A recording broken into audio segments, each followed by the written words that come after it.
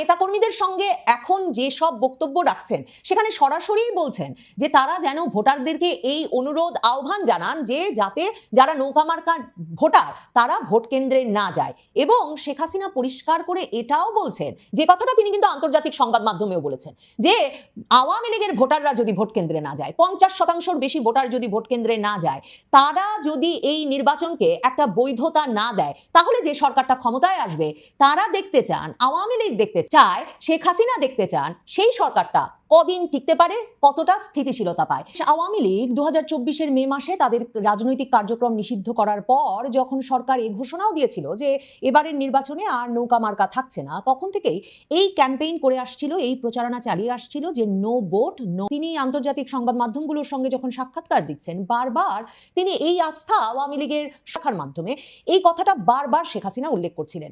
শেখ হাসিনা তখন workers party, JASAD, এমনকি জাতীয় পার্টিকেও যখন ভোটের বাইরে রাখার পুরো ব্যবস্থা করে ফেলা হয়েছে, তখন আসলে বাংলাদেশের জনসংখ্যার 50% পছন্দের মার্কাগুলোর কোনো উপস্থিতি থাকছে না ব্যালট পেপারে।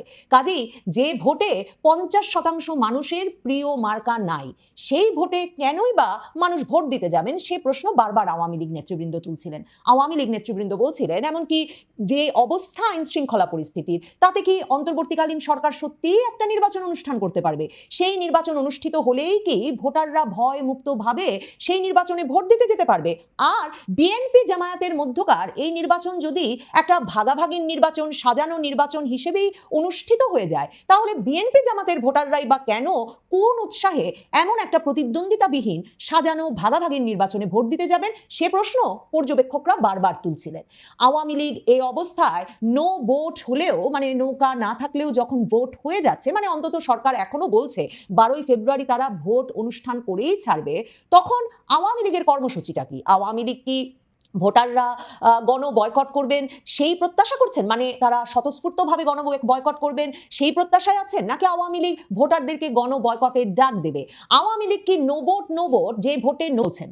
কিন্তু আজকে যে নির্বাচন, কেন আওয়ামী লীগকে নিষিদ্ধ করা হলো? আওয়ামী লীগ কেন ইলেকশন করতে পারবে না? কেন আমাদের নৌকা থাকবে না? তার কারণটা খুব স্পষ্ট। তারা জানে যতই আমার বিরুদ্ধে বদনাম দিক, যতই আমাকে মৃত্যুদণ্ড দিক, আওয়ামী লীগ যদি ইলেকশনে অংশগ্রহণ করে তো জনগণ আওয়ামী লীগকেই ভোট দেবে, তার কারণ তারা আওয়ামী লীগকেই চায়। কারণ আওয়ামী লীগ সজীব ওয়াজেদ জয় একটা স্পষ্ট স্ট্যাটাস দিয়েছেন রোববারে, যেই উগ্র মৌলবাদী শক্তি 2024 সালের 5ই আগস্ট শেখ হাসিনা সরকারের পতন ঘটানোর মাধ্যমে বাংলাদেশের ক্ষমতার নিয়ন্ত্রণে চলে এসেছে, সেই গোষ্ঠীটিকেই জয়লাভ করাতে এই নির্বাচন সাজিয়ে গুছিয়ে অনুষ্ঠান করে দিচ্ছে অবৈধ ইউনূস সরকার। সজীব ওয়াজেদ জয় বিশেষণ ব্যবহার করেছেন অবৈধ জামাতি ইউনূস সরকার।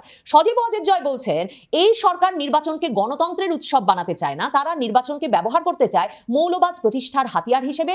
ভোটের বাক্স নয়, পরিকল্পিত স্ক্রিপ্টই এখানে মূল বিষয়, জনগণের মতামত নয়, ইউনূসের সেট করা প্ল্যানই এখানে শেষ কথা। তার মানে আওয়ামী লীগ কি মনে করছে যে এই নির্বাচনের মাধ্যমে আসলে বিএনপিও নয়, সত্যিকার অর্থে ক্ষমতায় আসতে যাচ্ছে জামায়াতে ইসলামী এবং তরুণদের সংগঠন এনসিপির জোট? তারা বারবার এই যে উল্লেখ করছে যে মৌলবাদ প্রতিষ্ঠার হাতিয়ার হিসেবে এই ভোটকে ব্যবহার করছে ইউনূস সরকার, তারা কার দিকে ইঙ্গিত করছে? নাকি তারা বিএনপি জামায়াত একটা জোট সরকার গঠিত হলেও সেই সরকারকেও আসলে মৌলবাদ প্রতিষ্ঠার হাতিয়ার হিসেবেই মনে করছে? সজীব ওয়াজেদ জয় আরো বলছেন যে বাংলাদেশের সাধারণ মানুষের সামনে কঠিন কিন্তু স্পষ্ট একটা সিদ্ধান্ত, তারা কি এই সাজানো নির্বাচনের অংশ নিয়ে মৌলবাদকে বৈধতা দেবে, নাকি এই প্রহসন থেকে দূরে থেকে নিজেদের ভবিষ্যৎ? তার উপর আবার মৃত্যুদণ্ড দিয়েই দিয়েছে, এখন আর ভয় কিসের? ওই শাস্তি তো পেয়ে গেছি। এবং ওই নির্বাচনে সবাইকে বলে দিতে হবে জনগণকে যে আপনাদের ভোট কেন্দ্রে যাওয়ার দরকার নাই, ভোট তোরা নিজেরা ঘোষণা দিয়ে নেবে, তারপরে তাদের নির্বাচনে কি হয় সেটা আমরা দেখবো। এরপরে সরকার গঠন কারা করে আর কিভাবে চলে সেটা আমরা দেখবো। জনগণকে ব্যাপারে শক্ত থাকতে হবে। সজীব ওয়াজেদ জয় মানে ভোট নয় ফাঁদ, বাংলাদেশের প্রতিটি নাগরিকের দায়িত্ব এই ভোটকে অংশ নিয়ে এই ভোটকে কোনো বৈধতা না দেওয়া, প্রতিটি বাবা মায়ের এবং জনগণের দায়িত্ব সন্তানের জন্য নিরাপদ বাংলাদেশ করতে মৌলবাদ এবং জঙ্গিবাদকে না বলা, ভোট দিতে না যাওয়ার মাধ্যমে এসব কথা বলে তার ফেসবুক স্ট্যাটাস শেষ করেছেন আবার এটা বলে যে এটা ভোট বর্জনের ডাক নয়, এটা রাষ্ট্র বাঁচানোর ঘোষণা, এটা কোনো দলের স্বার্থ নয়, এটা বাংলাদেশের ভবিষ্যৎ। সুতরাং এই অবৈধ পাতানো নির্বাচন নির্বাচন বর্জন করুন, নো ভোট নো ভোট। এ ধরনের পোস্টার, আর্টওয়ার্ক সামাজিক যোগাযোগ মাধ্যমে ছড়িয়ে পড়েছে যে নৌকা তখন একদিকে সামাজিক যোগাযোগ মাধ্যমে এবং নিজেদের নেতা কর্মী সমর্থকদের মধ্যে আওয়ামী লীগ ব্যাপক প্রচারণা চালাচ্ছে, ঠিক তেমনি ভাবে আওয়ামী লীগ যে সংবাদ সম্মেলন করলো সবে দিল্লিতে, সেখানে তারা পরিষ্কারভাবে এই কথাটা বলেছে। যেমন আমি দেখছি দ্য হিন্দু, ভারতের শীর্ষস্থানীয় দৈনিক, সেই সংবাদ সম্মেলন থেকে এই শিরোনাম করেছে যে excluding Awami League from upcoming election will not bring stability to Bangladesh, says party leader in Delhi. মানে সেই অবস্থানটা, আওয়ামী লীগকে বাদ দিয়ে নির্বাচন করছে শিরোনাম করেছে, সেখানে তারা বলছে Awami League says Bangladesh interim government incapable of holding fair elections.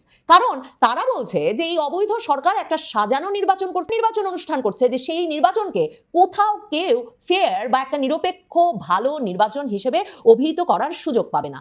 Awami লীগের নেতৃবৃন্দের অনেকেই মনে করেন যে ইউনূস সাহেব যত সহজে সাজিয়ে গুছিয়ে নির্বাচনটা করে ফেলবেন ভাবছেন, সেটাও হয়তো খুব সহজ হবে না।